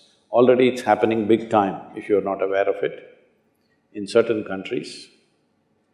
See, whatever liver, kidney, whatever you have, the organs, all of them are designed to last for a lifetime except in a few cases. Injury, or you drank yourself to death, or you're trying to, you did so many things wrong. Now, I every day drinking and my liver going, but I want your liver now. It's a very dangerous thing, please know this. You must understand it's not now. During Hitler's time, They tried to harvest organs and try to put it in other people. It didn't work, they didn't have the science understanding, but they tried. Even today, I hear lots of things in Cambodia, Vietnam, people are being captured and their organs stolen, and it is being transplanted somewhere else where people can pay money for it. And you know it's happened in India, all right? So do not take organ donation beyond a certain point. Where it is needed, with somebody's consent, somebody gave it out of their love for someone else, that's a wonderful thing. How wonderful it is, I'm willing to give away a part of myself to make someone else live. Fantastic it is. But if I capture you and take your 2 kidneys and put it into my grandmother's body, this is a horrible process, isn't it? So we must be very cautious about this. We may do one thing with a certain intent, but where will it go? We must be able to see the consequences of our action. Don't push it too far, organ donation, organ donation. Yes, it must be there.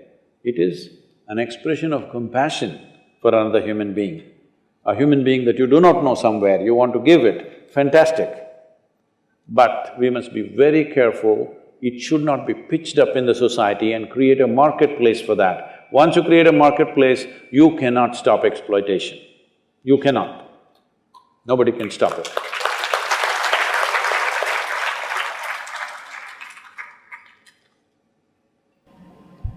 Namaskar Sadhguruji, I am Machani Somesh. If you can hold it a little closer, it's quite safe. And my question is, have you ever regretted an answer you have given? If yes, what is that? If no, how can you be so sure of your answers?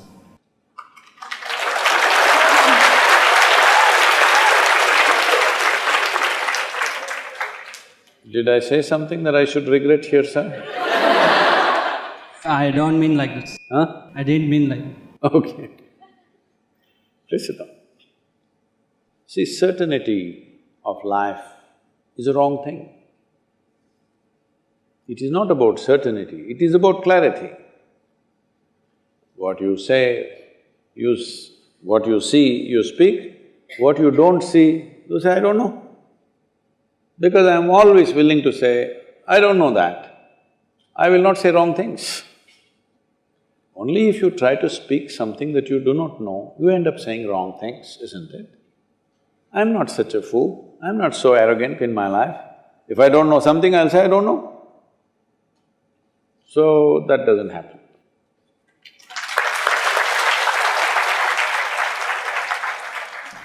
Namaskaram Sadhguru, I am Sahiti, final year medico.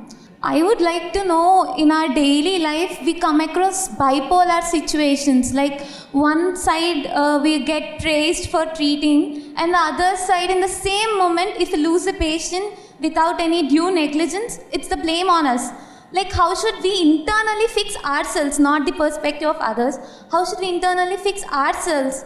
Like, should we go with the pain, or should the let guilt eat us? Or should we go with these appreciations? Like, how should we cope up with this situation, mainly in our budding stages of our careers? You should not listen to both.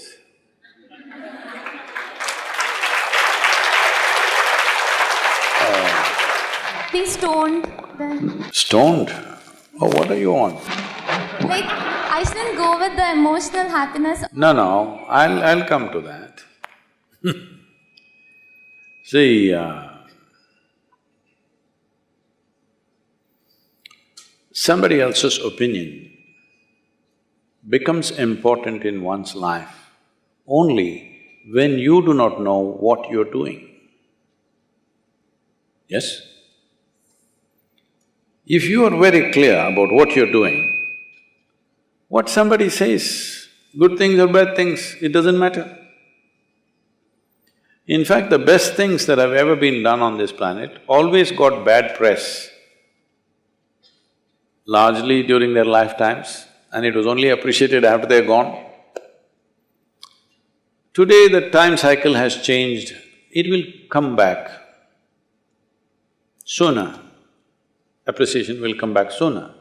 But you must not be doing things because of appreciation or fear of criticism, you must be doing something that matters to you, isn't it? It really matters to you that right now somebody comes to you with a broken hand it should matter to you that I want to fix this hand as quickly and as well as I can, with whatever means I have in my hands. If she comes to me when I'm in the orthopedic ward, I will treat her one way. Suppose in a jungle we were out on a trek and she broke her hand, I will do in a different way, I'll take the local twigs and tie it up. All this fancy casing won't be there.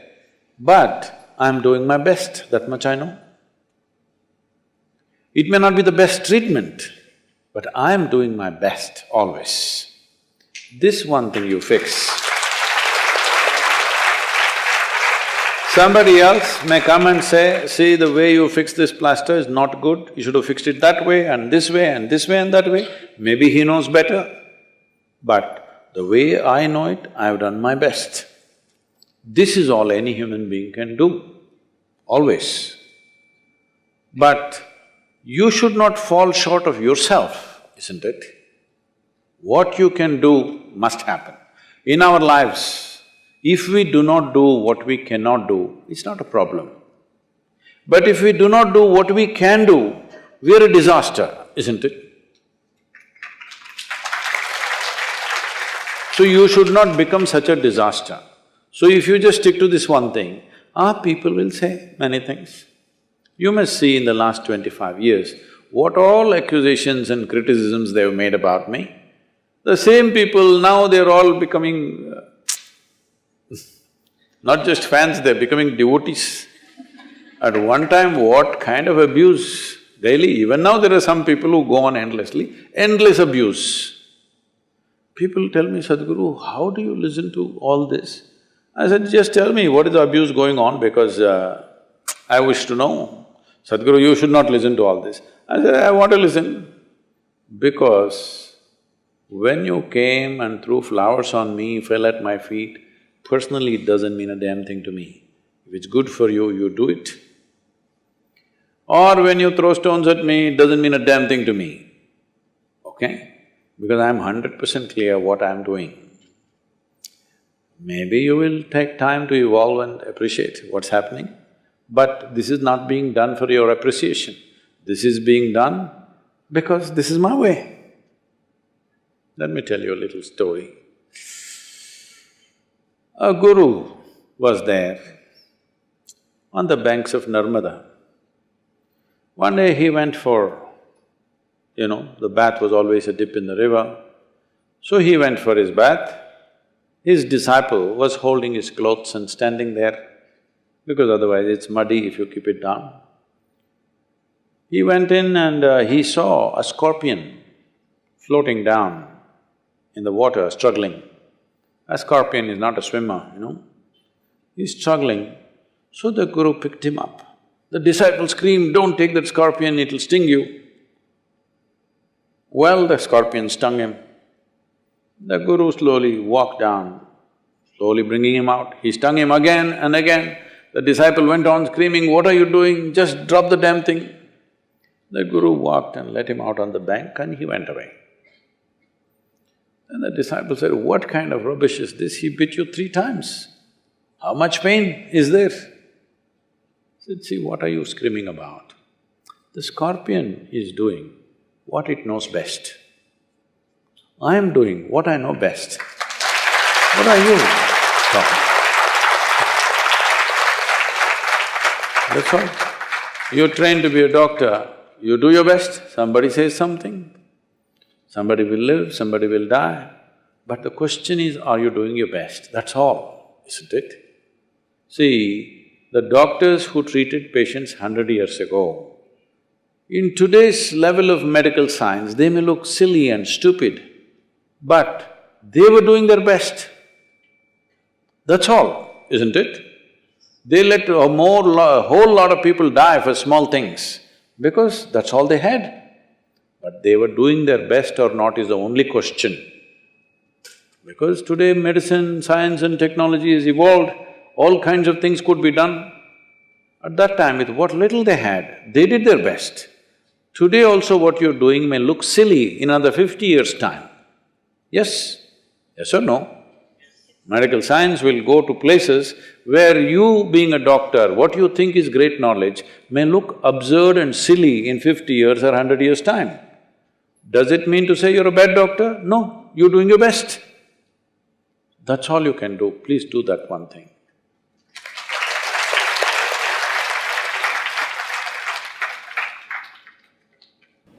Namaskaram, Sadhguru. My question was already raised by the students panel over there.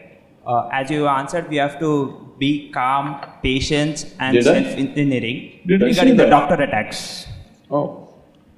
So, what is the time period? I mean, how to safeguard our doctor fraternity from these attacks? We need some advice or suggestions how to safeguard us from these attacks. Don't go to Bengal.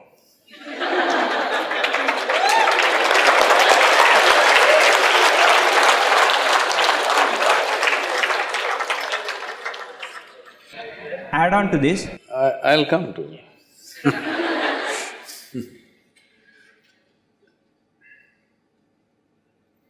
See, most of the time, correct me if I'm wrong with percentages, 99.9% of the time, most patients hugely appreciate what their doctor does. Right or wrong, they do not know. But just that somebody is looking at them when they are down, they hugely appreciate or no? Huh? Somewhere this minuscule 1.1%, don't make that a big issue.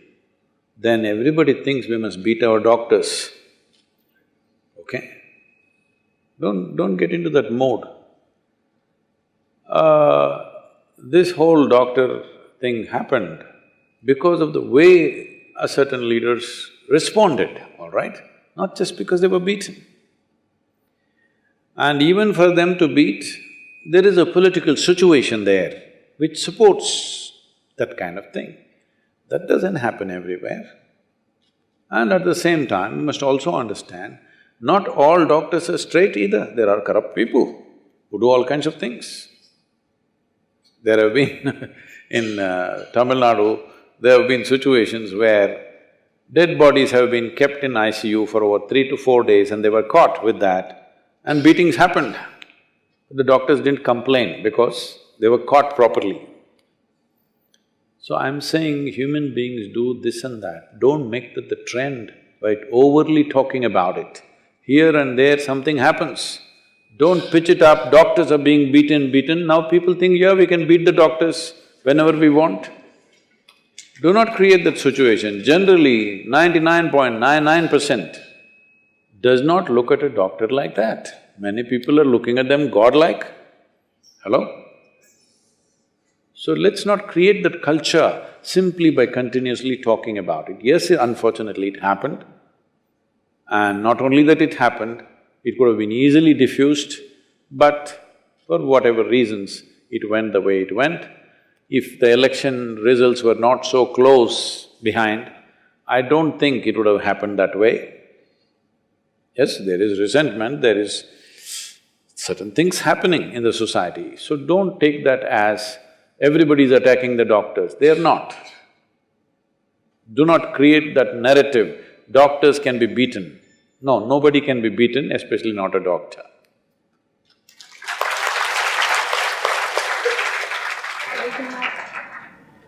We can have one last question from the audience. Chetna.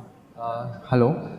Namaskaram Sadhguruji. This is Akhileshwar Reddy, third year medical student. I have a question. Speak up, huh? In Telugu society, in Indian society, parents take up the responsibility to educate the children to direct them into right career, whereas in contrast in Western society, children take up their own choices to what they become and earn their living. So, how can this change in Indian society? I do not get the context of the question. You're saying here parents are supporting the children till they finish their education, or they're deciding what course you should take? Deciding to pay the fees, they make their main choice of career.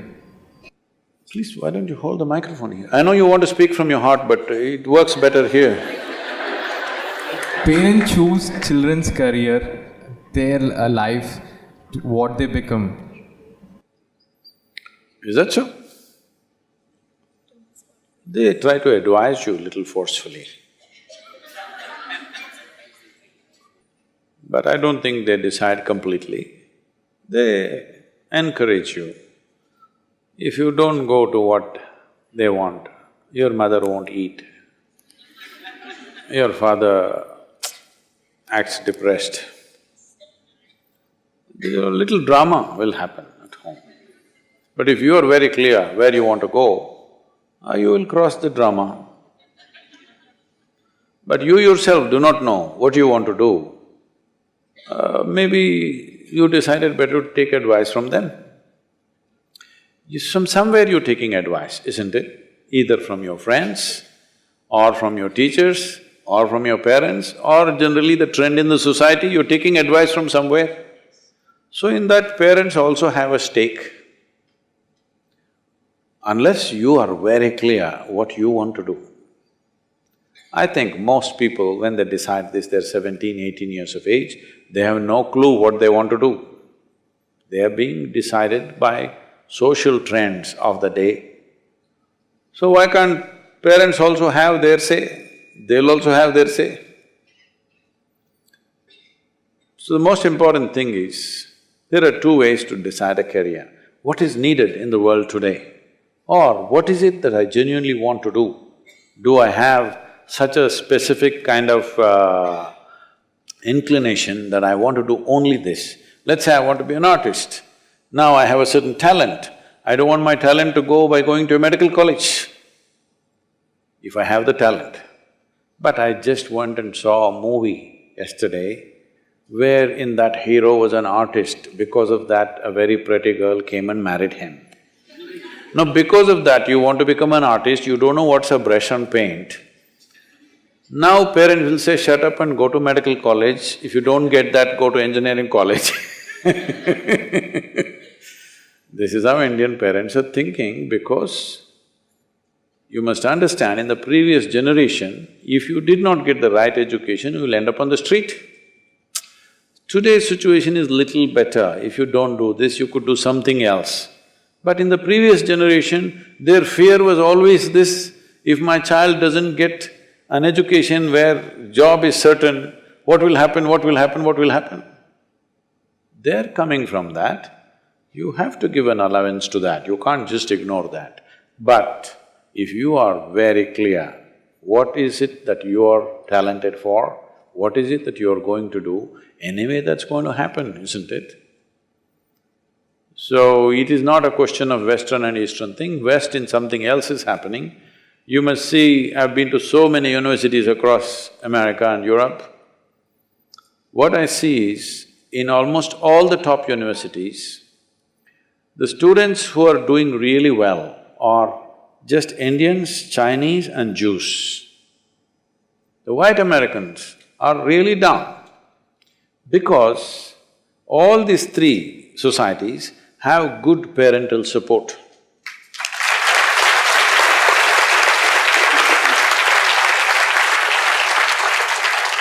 Unfortunately for the white kids, the local Americans, except for certain families, most of them are out of their family by the time they're 18, they're living with their boyfriend or girlfriend, managing all that, they're working part-time and they're trying to study.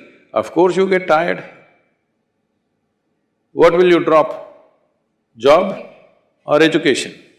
Education. Most people drop the education, so their numbers have dwindled.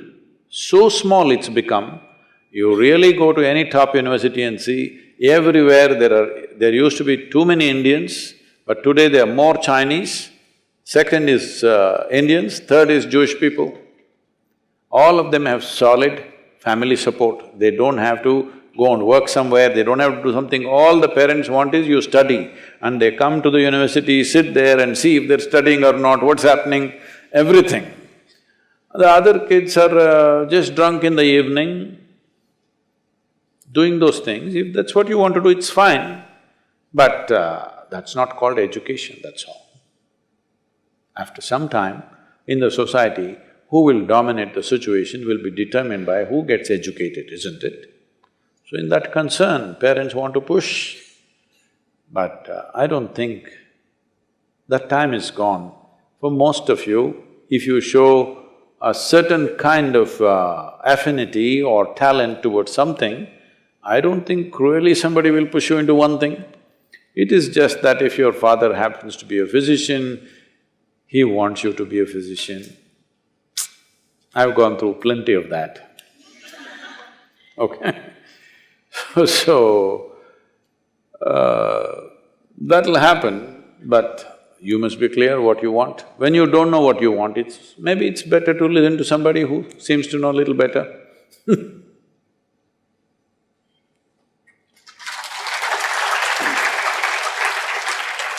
Thank you, Sadhguru, for answering all our questions so patiently. Because of time constraint, I'm sure there are many more people who are waiting for your answers, but because of time constraint, we'll have to end this here. Okay. Can we extend it to one more question? Yes, please. Namaskaram, Sadhguru. I'm a huge fan of you. Not able to see you, huh? If you're a fan, why are you there? You must be in the ceiling.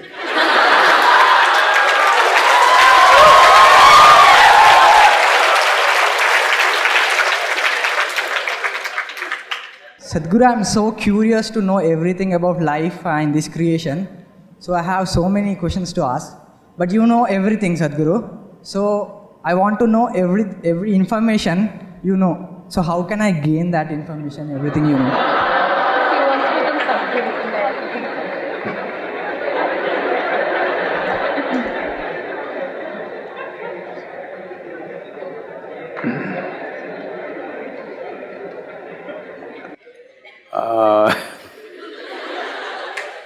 See, this is not about information. Even yesterday this came up, I don't know why all Telugu people asking same question. See, there are different dimensions of human intelligence. Right now, you have an education system which is leaning on just one dimension of your intelligence, which is called as buddhi or the intellect. You're simply depending upon intellect. Intellect is like this. I'm going to ask you a question, all of you should answer, okay? Do you want your intellect sharp or blunt? Sharp. So you understand that intellect is like a knife. It's a cutting instrument, it's a scalpel. So if I want to dissect you, I need a sharp knife. So if I dissect you, suppose I really want to know you, shall I dissect you? Hello? That's the way to know, that's the way you know human body. So if I dissect you, will I know you? I may look at your kidney, liver, spleen, this, that, but I cannot know you because you will be gone. You have dissected frogs and cockroaches at one time. Have you, or has it stopped? Stopped. When we were studying, we had to dissect these things. And we open up the frog, poor thing is nailed like Jesus Christ. Nailed to the wood. And his heart is beating. The teacher coming and telling, heart is beating like this is happening, this happening. I'm just looking and thinking, what is the damn frog thinking about me? You know? Of course he can understand that much. What kind of an idiot is this, that he opens up my body, looks at the heart pumping and says, heart is pumping nicely. You would have just asked him, he would have told you, yes, it's beating. So, by dissection, you can only know certain things, physical things you can know. You cannot know life by dissection. But right now, you only have a cutting instrument, for everything same. See, if you want to cut something, knife is a useful instrument. Suppose I want to sew my clothes, if I use a knife, it'll be in tatters. That's all that's happening to human life right now. Because they're using a single dimension of intelligence for everything. They're using a knife to fix everything. I must tell you, there was a time when I crisscrossed India on my motorcycle. So I'm somewhere between Madhya Pradesh and UP, early morning, whole night I'm like this, day and night I will ride without sleep. After 3 days, no sleep, I will be just riding simply, no destination. Simply I enjoyed seeing India. Simply I rode, not to any particular destination. So full night I have been riding. Early morning around 6:30, I come to a place where there's one little tea shop. I stop there and those days and even now, if you're riding a chain-driven motorcycle, every few thousand kilometers you have to tighten the chain, otherwise it'll become slack. So my chain has become little slack. I have all the tools and everything to fix these things. But early morning, it's easy job to do, but your hands will become greasy, then you'll have to wash a lot to get the grease out. Then I sit down to have a tea, then I look, there is one little shack where is written Mubarak Mechanical Works. So I thought, anyway, Mubarak Mechanical Works, I saw a strapping young youth. I said, hey, come here. I said, this chain is loose, can you fix it? He said, no problem, I can fix it. Then he went inside his shack and came back with a chisel and a hammer. And I looked at it and said, what? You going to fix my chain with chisel and hammer? He said, yeah, I can do it, I can do it. I said, just wait. I walked down to his garage, Mubarak Mechanical Works, I walked inside. All he's got is a chisel and hammer. And he will repair anything in your motorcycle. But after he does it, that's it. After that, nobody can open or close anything. With the chisel and hammer, he opens the bolt, nut, everything and does work, but after that it's finished. I said, no, you're not going to touch my motorcycle, I will do it. Why I'm telling you this is, right now most human beings have become Mubarak Mechanical Works. They only have a knife. With a knife, they're trying to fix everything. It doesn't matter, see, just look at this and see. Is it the educated people or the uneducated people who are ruining this planet right now? Education should have brought more sense, isn't it? No, they're trying to fix everything with a knife. With a cutting instrument, they're trying to do all activity. There will be a mess. That goes for a doctor also. A more holistic approach is needed, especially with medicine, with all aspects of life for that matter. So, the important thing is this, there are other dimensions of intelligence. We have buddhi, ahankara, manas, chitta, like this. In yoga, we look at human mind as 16 different dimensions. These 16 dimensions have different approaches to life. If you do not cultivate all those, you are only thinking of life as storing information. No, you don't have to store information. It's like this. How much time do you spend in front of the mirror? Half of my day. Half of your day? Not enough. Okay. I didn't think a doctor got so much time to spend in front of the mirror. Anyway, whatever time. Suppose the mirror that you're using at home had memory and remembered at least 10% of what it has seen. Today, if you went and stand in front of that mirror, it would be a total mess or no? Hello? The reason why a mirror is showing you just the way you are is because it has no memory. It might have seen 10,000 people, but it has no memory. Because of this, it simply sees everything just the way it is. This is what you need to do to your mind, it takes some work. Right now, you are totally leaning on one aspect, which is the intellect. Tell me, if I take away your memory, would your intellect be of any use? Hello? Your intellect is useless without the backing of the memory, isn't it? So that is what the problem is. Like I said earlier, your memory is your knowledge and it's your limitation because it sets a boundary. What I know, what I do not know is a boundary, isn't it, between me and something else. If you want to breach that boundary, you must understand experientially the intelligence of ignorance, because memory is not the way. Memory is a very small thing, it'll help you to survive. It will not show you anything else. It will only recycle the same stuff over and over again. Recycling something cannot be considered intelligent. Machine can do that. You will see in the next 10, 20 years, you will see everything that you think is knowledge will be useless. Scholars who read 10 books, suddenly they become very important. If you read 10 books, you become a scholar. If you just read one book, you become a religious person. And suddenly, by reading one book, how did you become a representative of God? I don't understand. Just reading a single book. We must look at this because this is very important. Human memory is very small. My phone has more memory than you, it has 600 GB. It can do 10 PhDs in a day. Yes. So, people who are reading something, remembering something and they're doing something great, those days are over. What you need is, you need an incisive intelligence which sees everything just the way it is.